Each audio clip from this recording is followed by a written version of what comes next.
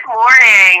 Welcome to the Go Diamond call. My name's Karen Hill. I'm just outside of Toronto, a couple of hours outside of Toronto. And for those of you that were on early this morning, spring is certainly not on the way here. In fact, Mr. Winter is still snowing outside of my office window.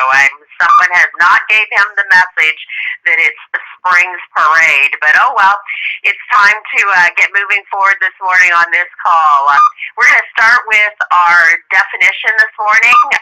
For those of you that are on the call regularly, you know that we've been going through definitions of some of the terms that we use in network marketing so that you're familiar with them, because some of them apply to our company and some of them apply to other companies, and we really don't see them in Zija. But it's important that you understand the terminology, and it's also important that you don't necessarily use it all the time with new people, because they may not understand what you're saying. You need to explain rather than just using a terminology that we use in this particular industry. So upline and downline, and some of those terms just don't mean anything to the person that's sitting in front of you and learning about this industry for the very first time. So keep that in mind as you use these terms. Today we're going to talk about one, consumables.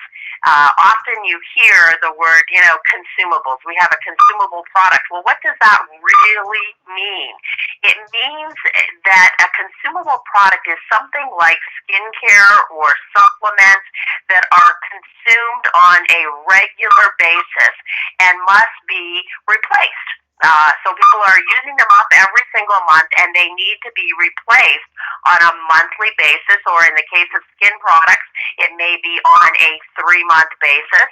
But periodically they need to be replaced, ensuring that there's repeat business for you as a network marketer who's selling those products. You literally talk to someone once, and they continue to get products shipped directly from Zija on a monthly basis because they're consuming it. They're using it up every single month. And one of the best ones, there are things like skincare, and there are nutritional supplements, and there are cleaning products, but one of the best ones is nutritional products that are consumed every single month. So you know that every single month you're going to create a residual check from the work that you did last month, last year, the year before. Literally, you can put somebody on products today. So you could be talking to somebody today, and they could take the products for the next year, the next 2 years, the next decade, 2 decades. I mean, that's the incredible thing about this industry. And that's why when you come into this industry, it is a 2 to 5 year plan. That's what I want you to be telling the people that you're sponsoring. This isn't a get-rich scheme. This isn't literally going from 0 income when you sign up to a 6-figure income 3 or 6 months later. This is a 2 to 5 year plan, a plan of action, doing things to move your business forward on a daily basis.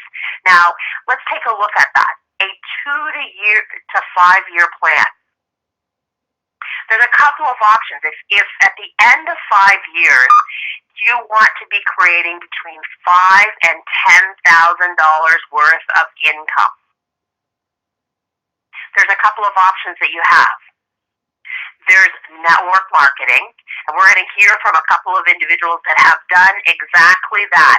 Put in place a 2 to 5 year plan where they are now reaping the rewards of a $5,000 to $10,000 a month income that is residual. It's coming in no matter what they do on a weekly basis. They're getting a check from Zija. So they've been working over the last 2 to 5 years to make that happen. Or you can decide that you're going to put money away.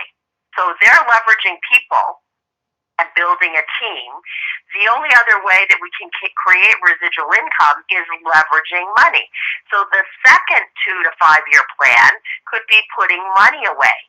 What kind of money would you have to put away over the next 2 to 5 years to create a $5,000 to $10,000 a month income?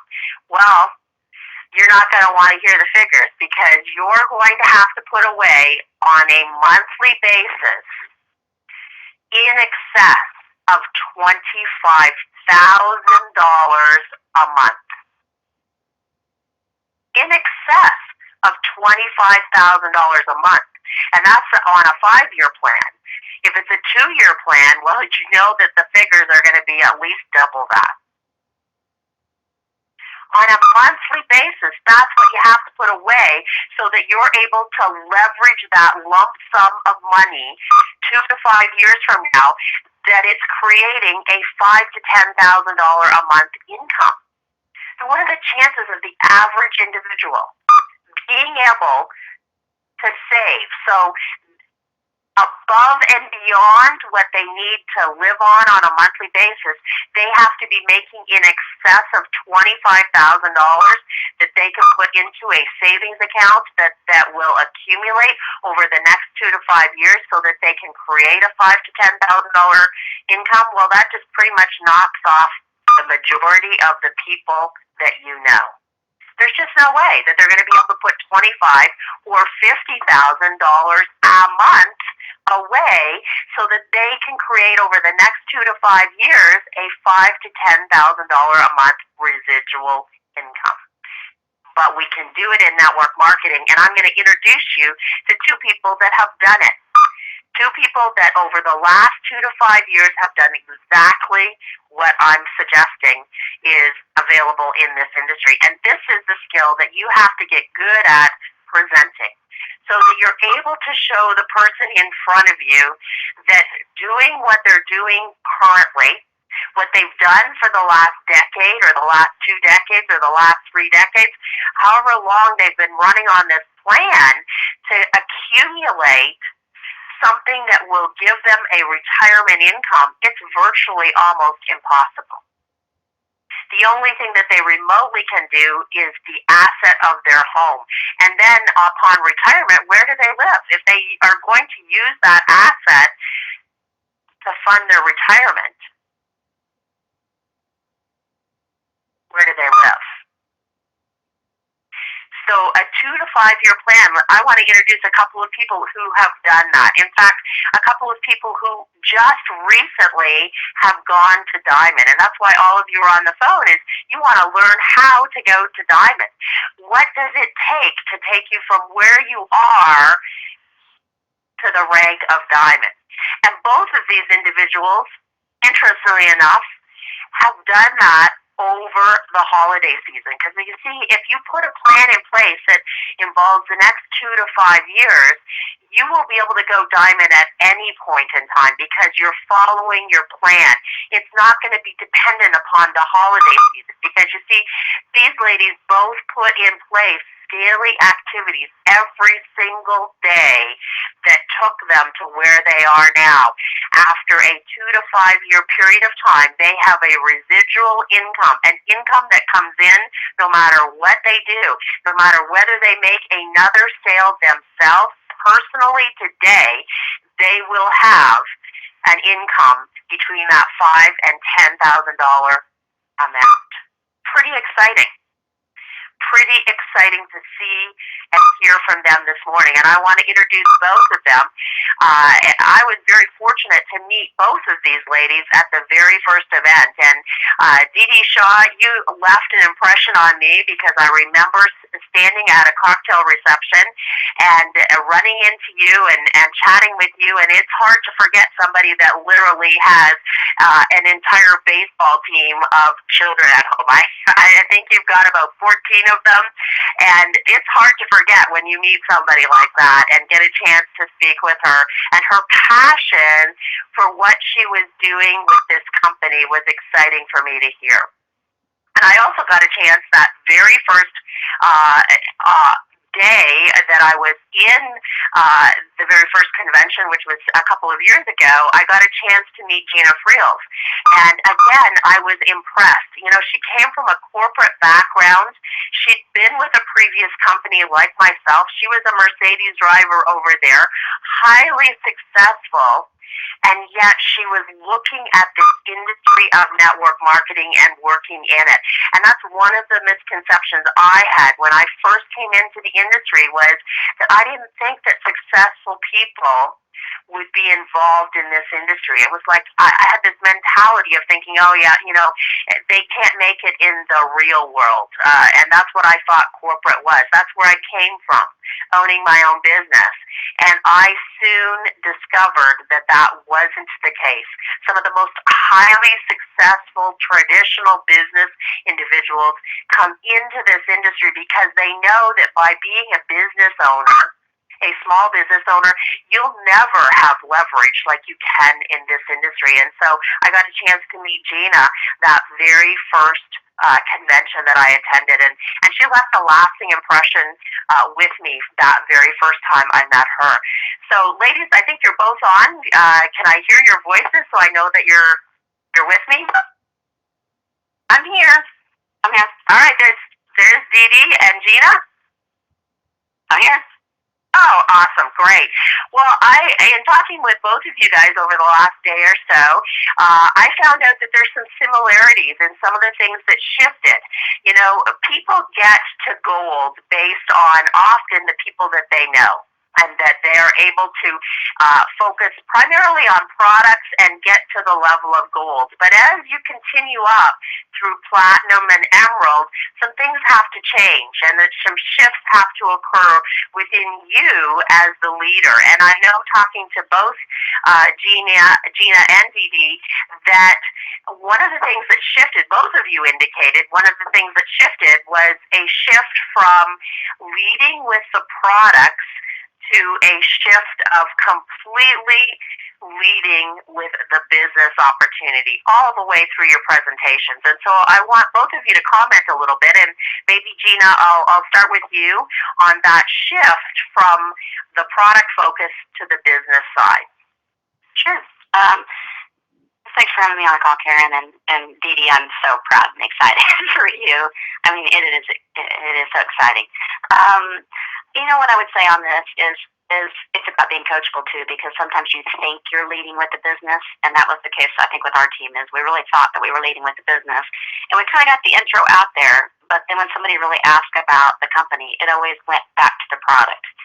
And I think for us, a main switch was lead with the business, but then keep on the business, and then really go back on even the infrastructure of ZJ and the management team, and then, you know, Karen, I don't know if you're going to ask this on another question, but really keying into that leading with the business really flipped us back into the three-way call and how to use that as well. Yeah, we're actually going to talk about that, because that was the other. There were some things that were very similar, and those two things were. So I'm going to, we'll flip over to Dee Dee, but we will come back to that three-way phone call. But I think it's interesting that you said that you thought that you were leading with the business. And that's a question that everybody on the line should be truly asking themselves. Am I really leading with the business? You know, if you ask the question, keep your options open for additional streams of income, and someone says yes, and then they say, what do you have? And you start talking about the products, that means you're not truly leading with the business, because you're falling back to what's easy. If you don't have that product story and that business story, both of them in concrete, so that you can repeat them, it doesn't matter what elevator that you step into, you're able to repeat both of those stories literally. If you're not able to take that question, and when they say, what do you have, able to go directly into the business side of things, then you need to spend some time working on that, shifting from a product focus to a business focus. It's not easy.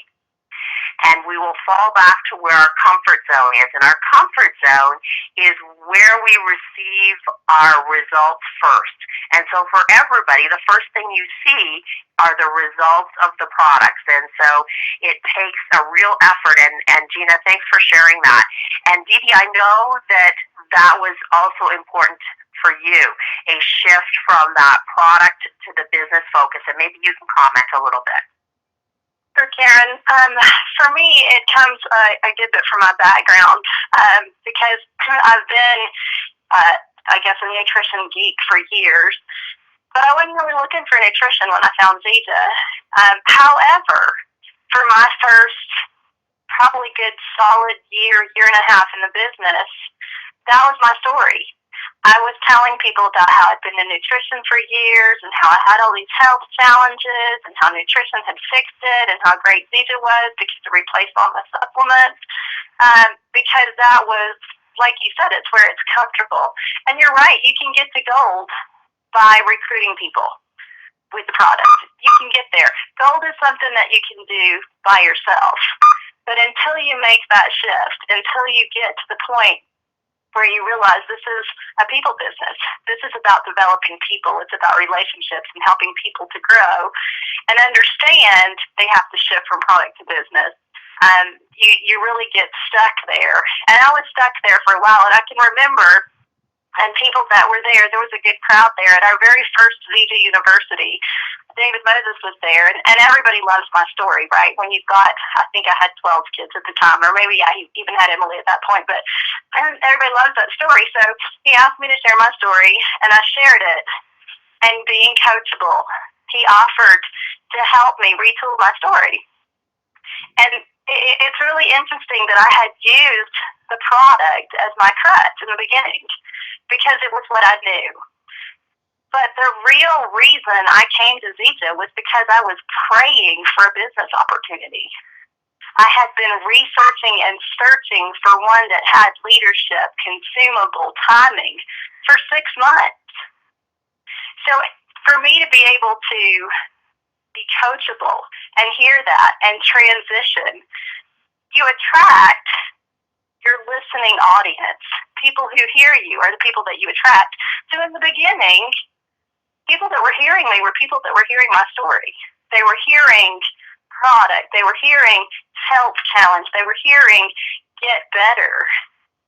So that was what I was attracting. I was attracting a lot of people that were interested in the product, that were interested in nutrition. But when my story changed, and it was really the real story that was hidden under the product, when my story changed, and I started sharing about the need for a business opportunity and how it impacted my family, that we didn't lose our house. Those were things that started attracting different people. And so I think if I could just emphasize, and you did a really good job of that, but the 60-second story is so incredibly important because it's what they hear that will resonate. And so you will attract people that hear your story. Business people won't hear a product story.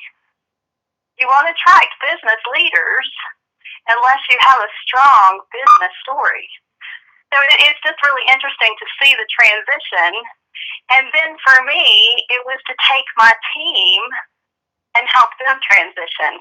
That was a big shift on my team and with my organization. Absolutely, and that's always it always comes from the leader seeing it first, because your team will never see it until you see it and able to transition. It's interesting that both of you said something about you thought that you were doing the business in the beginning, right? And you were moving through and getting to that level of gold and getting to that sort of first area of leadership, but you were doing it literally by focusing in on the product, but yet you thought you were doing the business. But both of you ultimately heard the message. You were coachable. You heard the message that, you know what, I'm really not leading with the business, and now I need to transition. And that transition is through the Platinum Emerald ranks, and you will not get to gold until you lead with the business. So the question that everyone on the phone really, truly has to stop and ask themselves today is, am I truly leading with the business? Every time I talk about the products, it's from a business standpoint. So I don't talk about the fact that the products are providing an incredible level of anti-inflammatory, so that there's all these anti-inflammatories, and list everything out and how excited I am about that. I'm talking about the fact that, can you imagine having a product that is such a strong anti-inflammatory that pharmaceutical companies actually wanted it but could never develop it, and we have that product? Imagine that product with the aging population. Baby boomers are increasing on a daily basis, and the number one concern that they have is being mobile and being able to do the things that they want to be able to do on a daily basis. Imagine having a company that can provide that solution for a mass and ever increasing audience. So I'm talking about product, but from a business standpoint. So ask yourself that question. Let's go back, Gina, to you, and talk a little bit about those three-way phone calls, because again, you can get to gold without ever doing a three-way phone call. You can't get to diamond without incorporating them, not only yourself, but starting to incorporate them in a big way within your teams. So talk a little bit about those three-way phone calls, Gina. Yep, that was a huge difference in our team, and it was, again, going from the top down. For me to realize that, to pass that on to the team. It's not that we heard about the three-ways and we used them here and there. They just weren't a part of everyday business in the business plan. And then that was kind of just one of those revelations as to, okay, we've got average people doing business earning above average income. How are they doing it? Ding, ding, ding, a light bulb comes on. They're doing the three-way call. And so in our team, we did practice sessions. Before we talked about, okay, how do you do it? Because there's a way to do it. Because in the beginning, I think, some of the people would have just said, hey, Karen, I've got Joe on the line, and Joe, this is Karen. And I'm like, okay, that wasn't very effective. Let's go back and let's teach and train. So we went back and had some training sessions on how do you not only do one, but how do you do it efficiently? You've got to edify the upline. You've got to be specific as to, who you're talking to and what they've looked at or what their need is, because it makes, whoever you've got on the phone as your upline business partner, it makes their job easier to be able to answer those questions. And the other thing I noticed with the three-way call, for one of them, it's one of those things that for some reason, like our team, if you haven't done a lot of them, I think people are afraid to do them. And it's actually one of the easiest things anybody can do, to dial up and not talk and connect to people and sit back and listen. That's pretty amazing in itself. But usually when people get on the three-way calls, they hang up and go, that was incredible. Or that's all you guys do. So we all started getting comfortable in doing those. And the other thing is, the upline business partner can build you up. So when you're putting somebody on the call, you're building them up. You're letting the two people talk. But in the process, I can't toot my own horn. If I think I'm doing a great job, I can't say, oh, I'm great. But the upline can say, wow, you're linked in with, whoever it is that's on the phone. You're linked in with Gina. She's a great leader. You're linked in with Dee Dee. Man, Dee Dee is rocking business. So it comes full circle in. It works. You have to do it. It's part of the system. It is part of the system of building business. Well, that's awesome, Gina. And the fact that you spent time working with your team to develop that skill. Because just telling someone to do a three-way phone call, they're not going to be effective, because the three-way phone call, there is a skill. And we've talked about it on previous calls. There's a skill that you need to develop so that you make sure that you maximize the effectiveness of that three-way phone call. And you practicing with your team has made a huge difference in their effectiveness on those calls. You had heard about them. You may have sporadically been doing them. That's another thing that I think was key in the change and the movement to Diamond for you, is that the three-way phone calls no longer were sporadic. They were part of the process that you took every one of the prospects through. And absolutely essential, because when a prospect goes through the process of a three-way phone call, the chances of them then incorporating it into how they present the business is literally skyrocketed. If they don't get it during their prospecting process, it's almost impossible to get them to do it when they're presenting Zija to someone else. So awesome to literally take that skill, refine it amongst the team that you currently have, and then to use it as the springboard to diamonds. Awesome job, Gina. Dee, you also talked about the three-way phone calls and how you started to incorporate those into your team to take it to diamonds. Well, yeah, and we hear all the time the two skills that you need to be successful in this business are sponsor and teach. And we don't normally, not everybody comes to the business with skills on sponsoring, nor, sometimes people will have some teaching skills, but they don't know what to teach because they haven't developed those skill sets yet. And I think the three-way call is a powerful tool, not just for the prospect, but for the new person as well. And so it's the only way to create duplication is to incorporate that, because that's a part of the training process. It's a part of the development of that skill set. And a lot of times, the new guy doesn't know how to listen as well.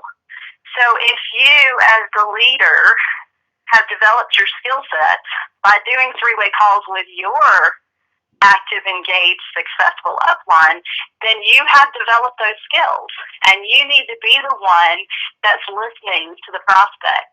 How do we do that? We have to ask questions. We have to dig deep. And on our team, for training purposes as much as anything, on our team, I even encourage people to use three-way calls, even if it's somebody that's on the product, even if it's somebody that's trying to fit pack. And it helps in several ways. It's training. It's getting the prospect comfortable with a three-way call so that when they convert, when they hear something that piques their interest, then a three-way call to do validation is not something that's uncomfortable. But again, I think it's great training for your new distributors to be able to get comfortable with a three-way call, because they project their discomfort. And so when you have that skill set that you've developed on how to edify. I think Gina nailed it when she said doing it effectively. It definitely is a process that you have to walk your new distributors through to help them understand the reasons why we edify. But it made a huge difference to my team for them to get comfortable with three-way calls. And when you have somebody with a stronger developed skill set connected to the prospect, even if they're coming to try the product, when you dig deep and you learn how to ask high-yielding questions, a lot of times your story, if you've told it right, is going to attract them to the business. So many, many times we have started out a three-way call to talk about product or answer product questions. And by the time the call is over, that person is ready to look at the business. Absolutely. And it's interesting that you talked a little bit about the new person projecting their discomfort in it. I can remember, doing some of my very first three-ways. I mean, it was traumatic. There's no question about it. I remember thinking, I hope, my girlfriend is not home. I have no idea what I'm doing here. So practicing. So that's coming out both from you, Dee Dee, and from Gina. Practice the skill within your teams so that they get comfortable in doing it. And it just takes a little bit of practice, and then it will be much easier to actually do the real call. I always say if you can figure it out in practice, it's much harder to role play three-way calls than it is to actually do one. So work with your teams. Put together a group who want to develop the skill of the three-way phone call so that they are capable of doing it, and it becomes a part of all the things that you do. And I love the fact, Dee Dee, that you talked a little bit about not just using the three-way phone call from a prospecting standpoint, using it from other directions within your organization. Absolutely essential. You know, we're going to very shortly open up registration for the corporate event in September. One of the best ways you can get your team to that event is using the three-way phone call. Having your new person who has never attended an event talk to someone who was there last year for the first time and the impact that it made on them, the speakers that they heard, and how it changed their business, that's the most effective way that you can convince someone to come out to that event this year for the very first time. So thanks, Dee Dee, for opening that up. Want to also, Dee Dee, chat with you a little bit about, you talked about reaching out and finding a mentor. And obviously learning from that mentor how to become a leader. So can you comment a little bit on that? Sure, I'd be glad to. Well, in this industry, like I mentioned, there's a lot of skill sets that we don't come to the table in our hands. And it's just, in my opinion, it's just something that should be a common denominator for anybody who wants to grow, and it doesn't matter what industry you're in. If you want to get better, go to an expert.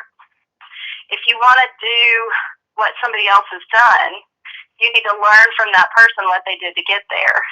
And the mentor is just powerful. It doesn't matter what kind of personal development person that you're reading, they're all going to tell you, you become like the people that you expose yourself to, that you're around more. And I just think that's really important. If you want to be better, you have to be around people that are better. If you want to get better, you need to learn from people that are in the position that you want to be in. And that's just probably one of the things that it takes most people the longest to understand, is this is not a business about growing a business. It's a business about growing yourself. And you can do it through mentorship with books and CDs and DVDs and listening and that sort of thing, but it's not near as powerful as if you find another person in the industry. It doesn't even have to be in VIJA. It's nice to be able to work with somebody that's in your upline that would mentor you, but it doesn't even have to be somebody in VIJA. You just find somebody that you want to emulate. And the only way to emulate them is to get close enough to them to know what they do. So I just think it's really important. Personal development is huge, and I don't know anybody in this business that's at a success level of even emerald, much less diamond, emerald or above, that has not really worked on developing themselves, and mentors are a great way to do that. You know, you just spoke to my heart, Dee Dee, because that was certainly part of the process that I went through as I was making a decision to leave the company that I was with and come to this particular company. I was the master distributor over in that company, but I didn't have anyone to mentor me. I'd gone as far as I could go on my own.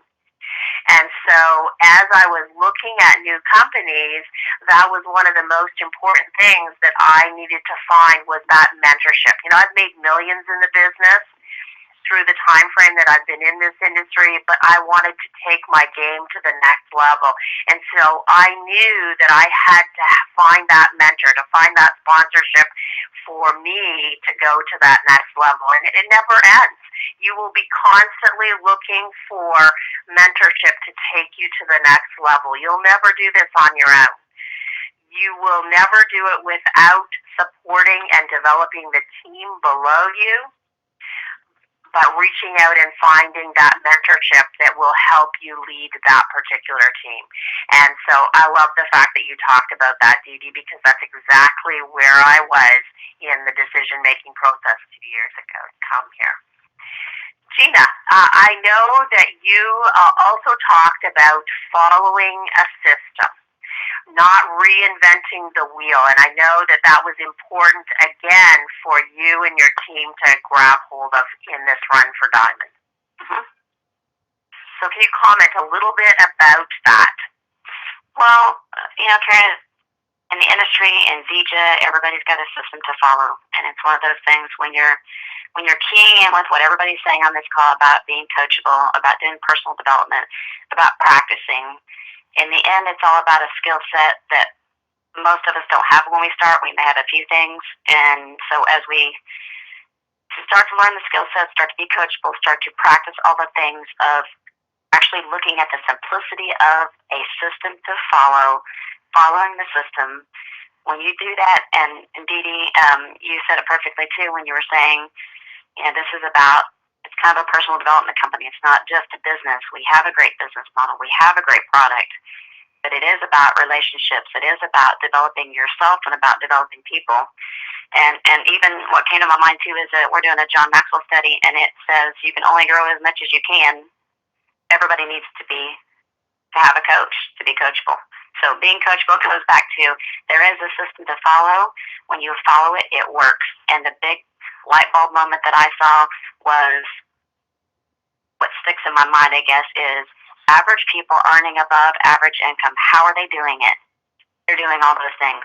They're following the system. They're coachable. They're growing and developing themselves, and they're working as a team. They're developing relationships, and it's really all that put together in learning the skill set. And let me go back to you, Karen, in the beginning, a 2 to 5 year plan.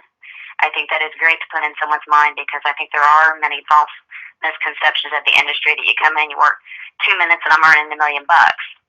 There's a reality to it, and because of that, I'm proud of Dee Dee. I'm proud of our team. I'm proud of everybody for following a system that works. And the proof is in the pudding here, the here and the now. I guess that makes sense. Absolutely, Gina. It's a thrill to hear that, and I want to congratulate both of you, both Dee Dee and Gina, both of you, for literally putting that 2 to 5 year plan in place and literally being individuals that others can look up to. Those that are on the phone call today are looking up to both of you and seeing that you did just that. You put in place a 2 to 5 year plan that now has created a residual income beyond what you're building and adding to each and every day, because I know you're both out there actively building your teams, but you've created that $5,000 to $10,000 residual income.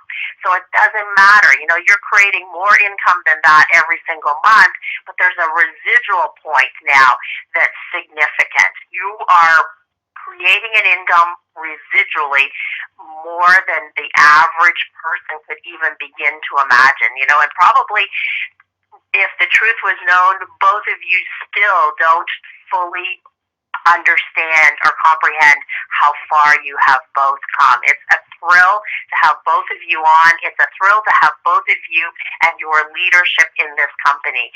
And I know that those people that are listening on the phone will have picked up some great nuggets from both of you. And I know that they will be the next diamonds, and I can't wait for that to happen. So let's open up the lines and see if anybody has any questions for either of you guys. Hold on here. Okay, anybody have any questions for Dee or Gina? Please subscribe for more. No, he said he was going to call you on your cell phone. Any questions out there? Don't forget, I've opened up the lines. If you're speaking with people, we can hear your conversation. Star 6. No, I just like to call. Any questions out there for Dee Dee or for Gina? This is your opportunity to talk to that upline, that person that can help you. Done.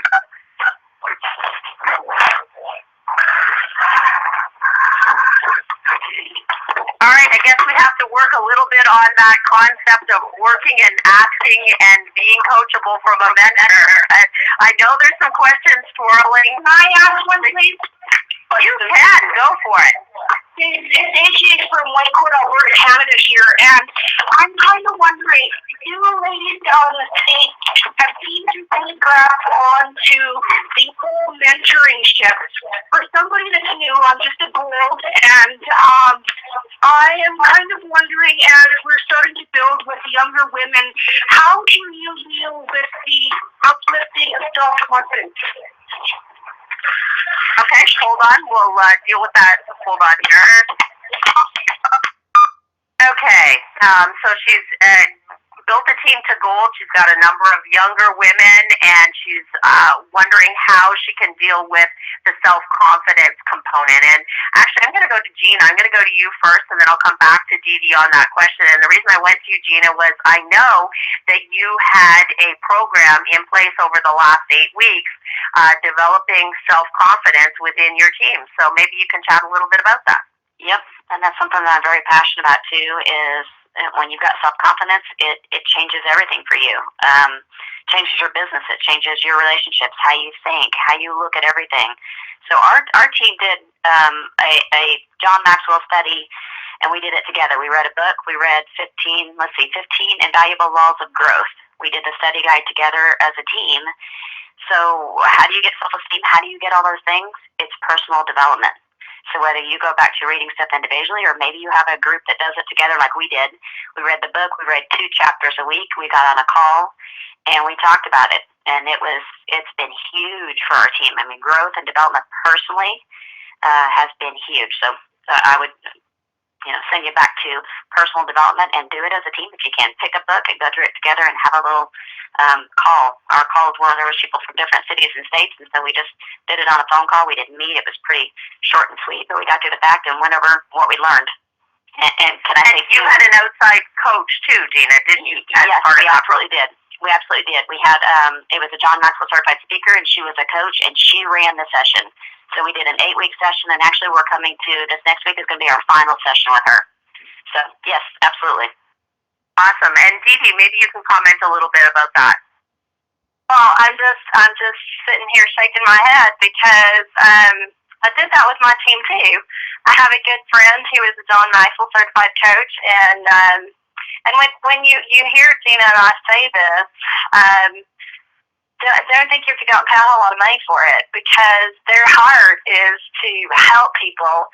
And my friend Louise, I'm not sure about Gina's friend, but my friend Louise actually did it for my team for free because he wanted to practice.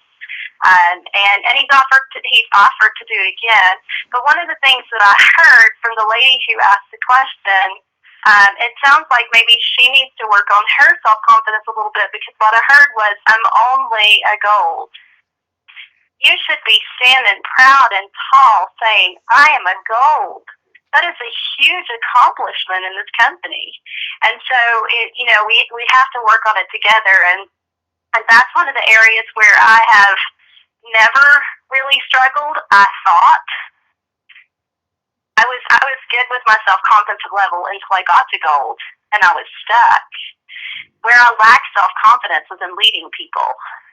I was great at some of the skill sets needed to share product with people and get people on the product, and that's how I got myself to gold.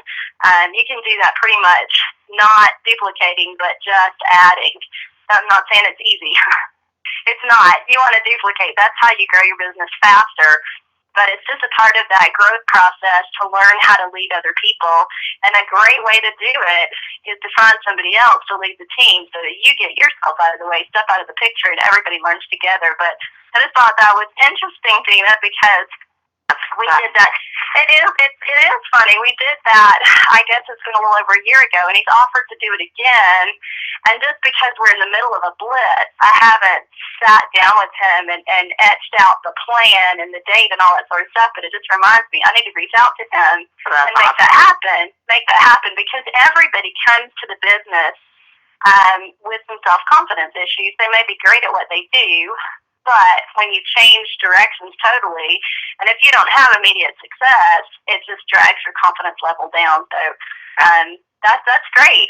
The other thing that I do is I tell people, even when I'm talking to a prospect, whether you think you can or you think you can't, you're right.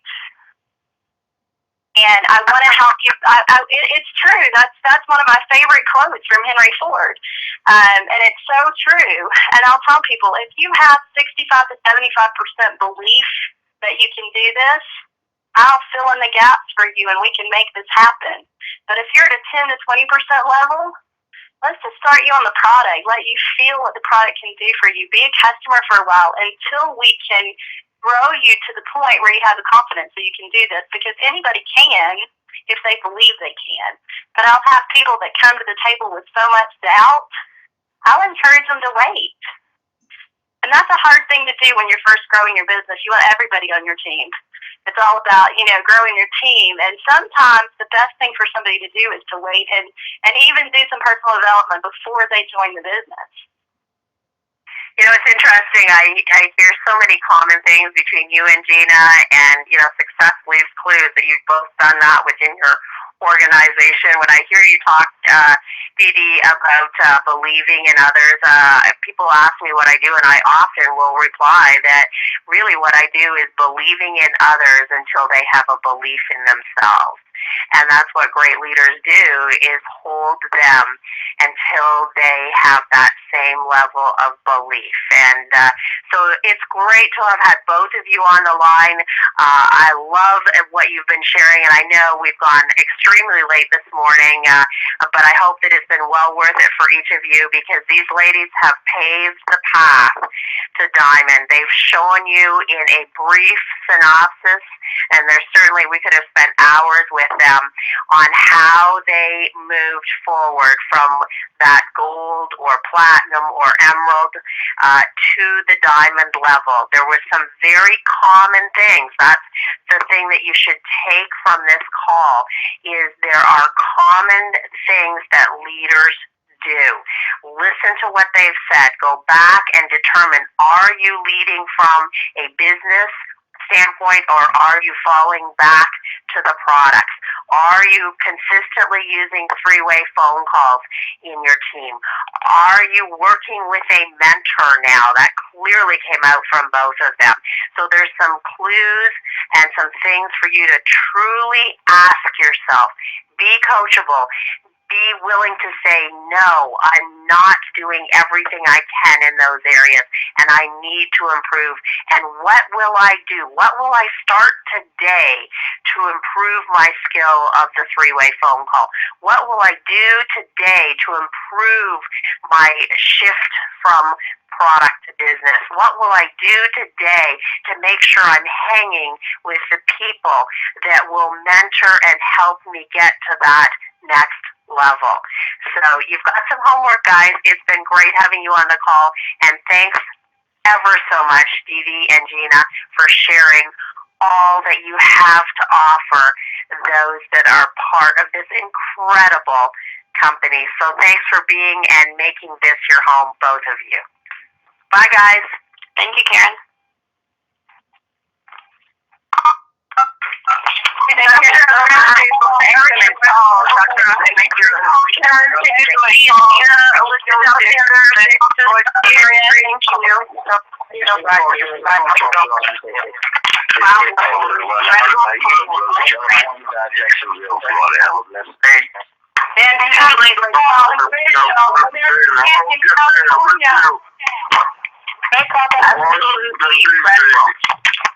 was an awesome call. Thank you so much.